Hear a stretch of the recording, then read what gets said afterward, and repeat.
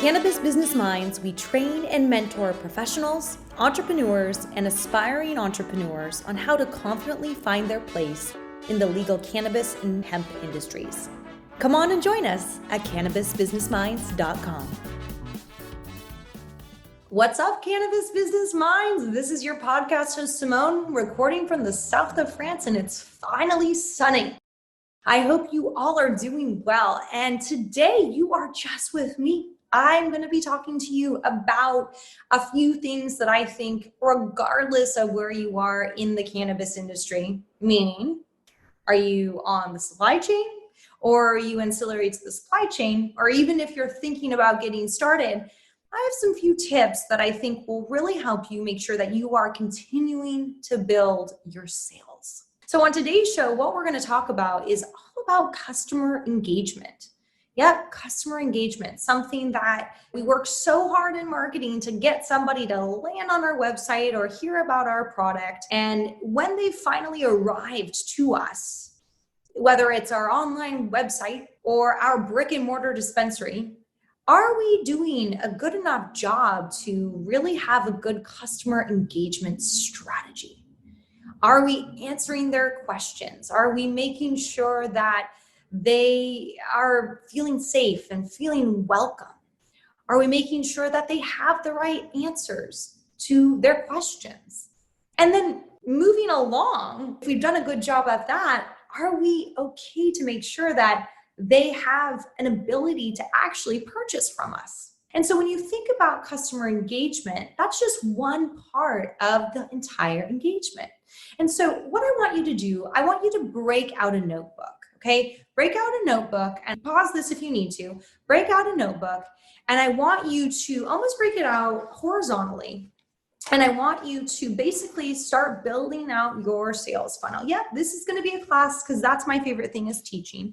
And I want you to build out your sales funnel. And so sales funnel always starts with marketing. So you have to drive awareness to your goods, to whatever you're selling, right? To your brand. And that's the very beginning of the funnel. Well, the thing is, guys, your customer engagement strategy should be always linked from the moment that you start talking to that customer through an ad, through a Facebook post, through a Weed Maps post, however you're going to be talking to that customer from wherever they are, however you originally reached them, that's even a referral or sales collateral, any of that, that needs to be consistent when they actually land to where you are going. So let's start at the very beginning. So you have, your whole goal is to get somebody to your business. Getting somebody to your business is a combination of sales and marketing, right? So marketing is the way that you can promote, that you can advertise, that you can deploy several different tactics. We know in cannabis, it's much harder to market than it is to any other industry because of the regulations, right? So some regulations say, hey, you can't even advertise if you're like, let's say you're a dispensary, you can't even advertise to anybody that's less than 21 years old. You just can't. And that you need to give us, we're a regulatory body, you need to give us an assurance, 75% in some states, that you really aren't going to reach with that ad somebody that's less than 21.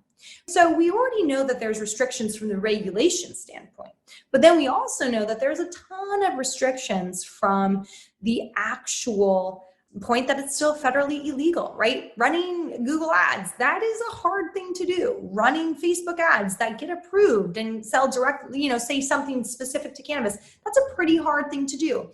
Yes, we've seen workarounds 100%, right? Building lifestyle brands has been one of the major workarounds around this, but we just know that it's an uphill battle, right? So whenever you're going to invest in marketing, B2B is obviously a different strategy, probably trade shows and LinkedIn and referral-based marketing, directory listings. Those might be some of the B2B strategies, but whatever you're using for your marketing, probably a combination of all of those, in addition to how you're, building your brand, how you're doing your promotions, all of that, that needs to have the same language as when somebody actually arrives. Now, I think you've probably heard this, and I believe with the digital age, it's gotten even more, not complex, but a little bit more tedious, right? Is that somebody to love and trust and even want to click, oh, I'm more interested, that's going to take you more than 6 impressions on them. So just creating that one ad and not having a strategy after that, that's going to be pretty hard for you to do anything with, right? Like hopefully 1 or 2 people might say, yes, I'm kind of interested, but who is this person or who is this brand, right? So obviously there's a strategy involved to get that person quite aware. Now, I just recently heard that it takes more than 12 or 20. So it, again, depends on the source. We have so much information now. Impressions, meaning people have like seen you, heard you, are aware of you. Okay, so that's pretty crazy when you think about it, right? So you already know it's going to be kind of hard to get that person interested in you, in your brands, in what you have, right? So you have to develop a strategy around that. Now, I'm so sorry to say this, but asterisk this because we all know that, advertising and marketing, well, those costs are unfortunately non-deductible for a 280E standpoint, right? 280E federal tax code, so basically says you can't deduct anything but the cost of goods sold. Guys, I got the accounting course if you need it on Cannabis Business Minds, but the whole point is you can't really deduct those costs of marketing. So that makes those costs of marketing more important to you. The way that you are spending and putting in that marketing, much more important to you. So we realize that yes, a strategy needs to be deployed, a really good one, okay? It takes a while, so that makes it even, the pressure is on, right? And we can't deduct those costs. So it has to be really, really, really good. Okay, you're like, okay, Simone, I get the point. So what next? So once we've executed that strategy and we've got somebody interested, that's where customer engagement really, really starts. Because what tends to happen is that there are silos between marketing and there's silos between sales. And then there's even silos between sales and operations, which we'll talk about in another podcast. But there's those silos. And so what happens is that experience from the customer that was seeing this amazing feeling of, oh my God, yes, I'm so interested and I want to be there. Let's pretend we're at a dispensary, right? I want to be there. I want to go there. Yet they talk to me. I'm so excited. So they get there and the customer experience is so freaking awful, so awful that they don't buy or that they buy and they never come back. So when we think about that unhappy path, that's what we want to avoid when we think about customer engagement. So customer engagement is creating a happy path for somebody that is a lead or a prospect. The moment they say, yes, I'm actually kind of interested, to getting them to be a customer. Customer engagement doesn't end, right? Because it's customer engagement. So the moment that they actually become a customer, you have to make sure that you are nurturing and making sure that they have a very good experience with your business. So there's a few KPIs that I want to teach you here. The first KPI is all about your customer cost of acquisition. All right? Customer cost of acquisition. Now, your customer cost of acquisition is how much did it actually cost to acquire that customer? Now, for a lot of businesses, it's kind of hard to measure, right? Like they don't know, they haven't built a strong enough marketing strategy to do much about that. So you want to make sure that when you are building any marketing strategy or referral based, if you're B2B or whatever that marketing strategy is B2B, that you're able to track the amount of spend related to some of your marketing campaigns and try to almost track how that customer found you to be able to measure your cost of acquisition. So, typically in digital marketing, people are going to say, well, it's, how much I run a Facebook ad and then I can analyze their clicks, all that stuff. Well, all that stuff doesn't necessarily work in cannabis. So you have to be a little bit more methodical when you start thinking about that. So that's the first piece of advice. If you could write down that on your notebook, customer cost of acquisition. How much does it actually cost? So that's the first thing. So second is, so we finally, that cost, again, it could actually get very detailed. So for the first time, if you've never actually measured this cost, just go with the basics, right? Like happy to answer any questions in office hours about how you might want to calculate it, but just go through the basics on this. So when you've figured out that customer cost of acquisition, then you're going to want to understand that's how much value is associated with a customer.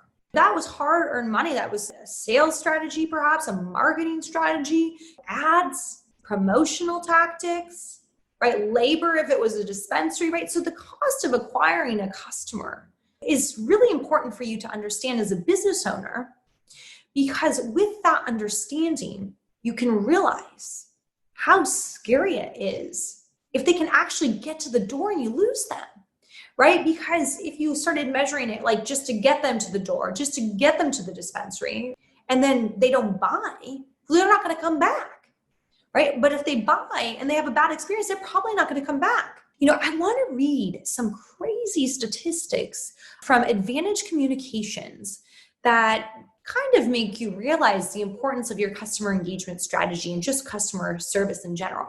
So this is actually a study from Forbes, and companies across the US, so all companies, are losing a staggering $62 billion. You guys, $62 billion. How much is the cannabis industry valued at first? Not $62 billion per year due to customer service. Y'all, that is big, right? Just to customer service, right? So obviously I don't have the details of what industries those are, how many are small businesses, how many are big businesses. But if you look at that number and you think about just even a fraction of that, just 1%, right? That's a lot of cash that a business, if it's a 1%, is actually losing. But the stats continue, right? So 89% of customers began purchasing from a competitor following a poor experience. Hey, Cannabis Business Minds. I wanted to invite you to a special opportunity to be part of the Cannabis Business Minds Mentorship Program.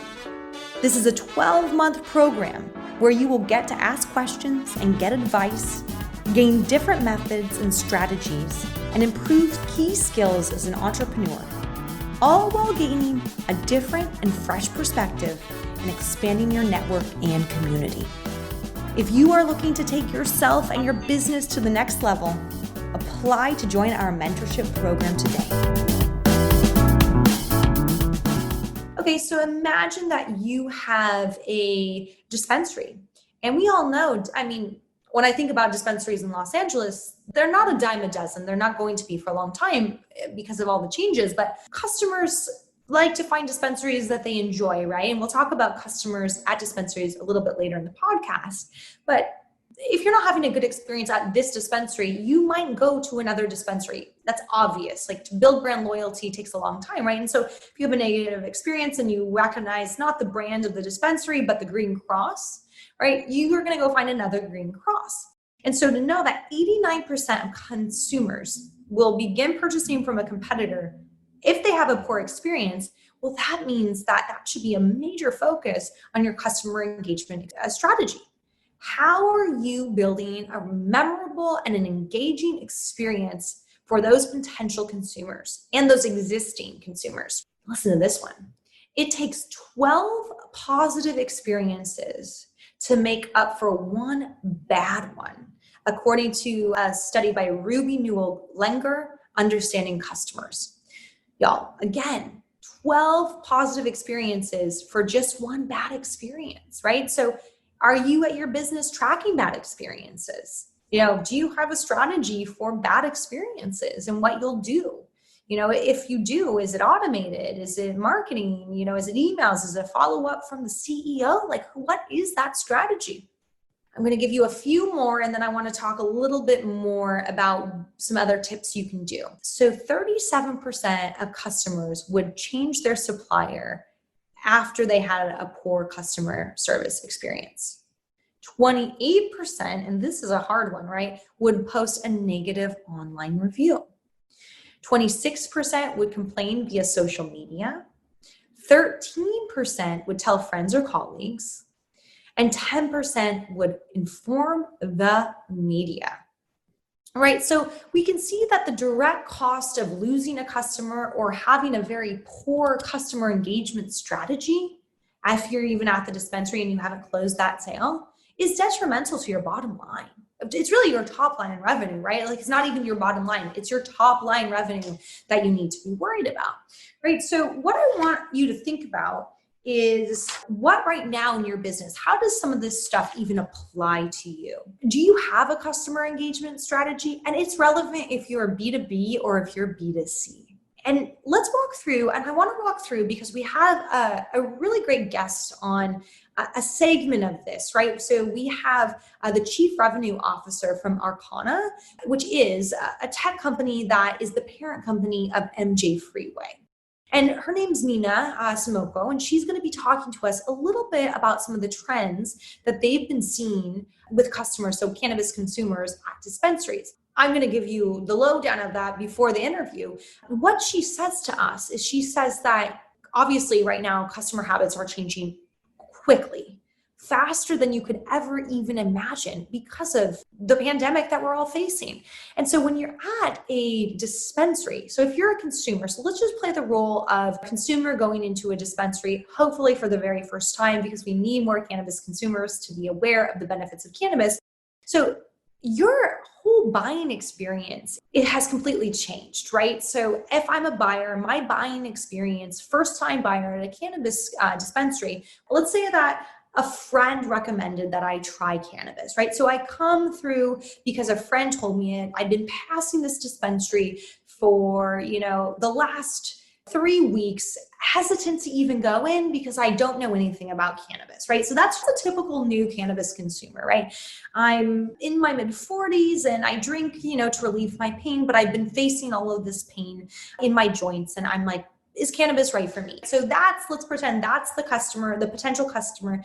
They go into the dispensary. So they go into the dispensary and, well, first they have to pass all this security. So let's pretend it's a dispensary that hadn't really done an amazing customer engagement strategy. So a customer engagement strategy, asterisk this, is the moment that you walk in the door. Do you have to go through security straight away? Does it feel calm? Does it feel inviting? Does it feel like I want to stay? Do I feel like I'm a criminal coming in?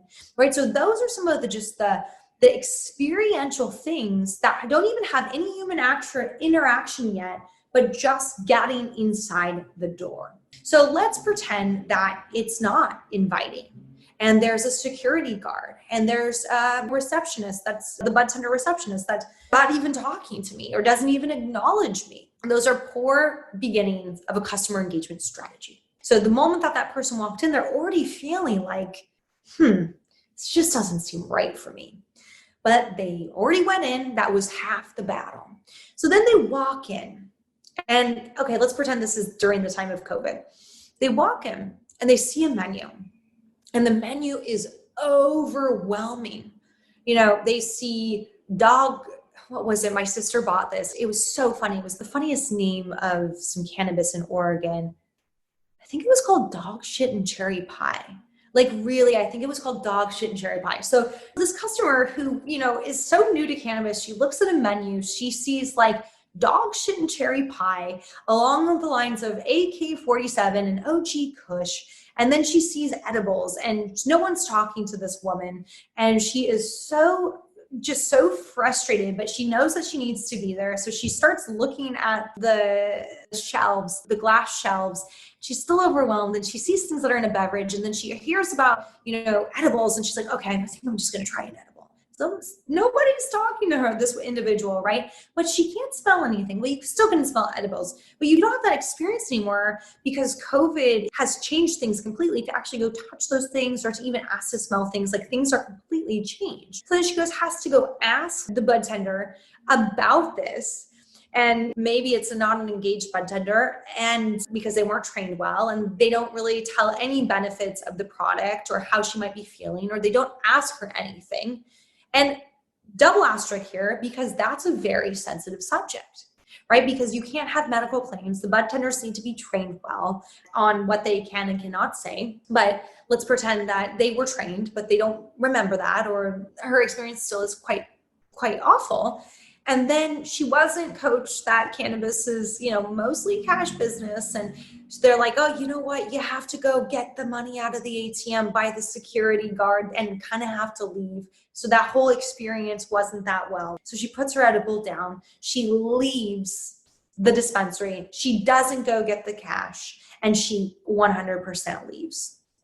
Okay, that is so detrimental, not only for the business owner, but for the brands that were associated with that business and for the cannabis industry as a whole.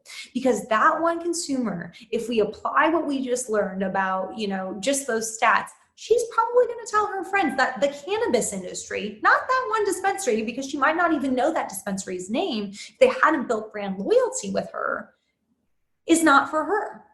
Now, guys, we as cannabis business minds know the importance of getting the cannabis industry out to people around the world and the benefits of cannabis, right? So my point, y'all, is that customer engagement is so critical to your business, because when you don't even get that sale, and maybe you had spent money on getting that person to your door and you lost them, that is really unfortunate because it doesn't help you make more money. So that's the first part about customer engagement. Now, let's say that person bought. So they become a customer. What I'm curious then is, what is your customer experience like? This is where I think a lot of companies have to work on. When you've closed the sale, that was that switch from sales to operation. When you've closed the sale, what does that customer get? How do they become a loyal fan? And how do they become excited and want to come back? Because you want to drive customer engagement. You want to drive huge fans, because that is going to help you help more people and build top line revenue. Thanks so much for listening to this week's show. Please subscribe wherever you get your podcasts, and if you enjoyed this, leave us a 5-star review. Make sure that you share this episode on your social media and tag us in the Instagram stories. You can find us wherever you go on social media. Just look up Cannabis Business Minds. Have an idea for the show or something that you want to talk about? Shoot us an email at podcast@cannabisbusinessminds.com.